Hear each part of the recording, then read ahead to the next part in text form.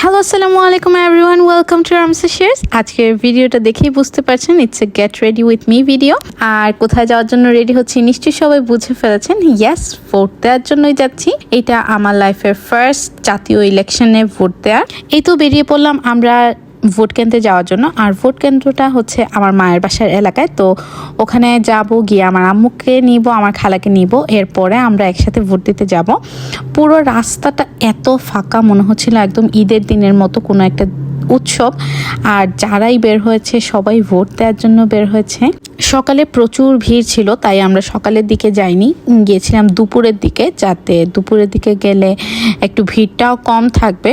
বাসায় গিয়ে দেখি আমার কাজিনের হাজব্যান্ড ওরাও এসেছে। তো আমরা বাসায় গিয়ে বেরিয়ে পড়লাম, আম্মু, আমার খালা, আমার কাজিনের হাজব্যান্ড, আমার হাজব্যান্ড, আমরা সবাই মিলে আসলে ভোট দিতে যাচ্ছিলাম।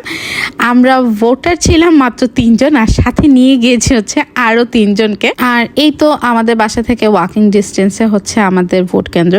ভোট কেন্দ্রতে চলে গেলাম, ভোটটাও দিয়ে দিলাম। Vote done, ink on my finger, hope in my heart. এরপর হচ্ছে আমরা 3জন ভোটটা দিয়ে আবার বাসায় চলে যাই।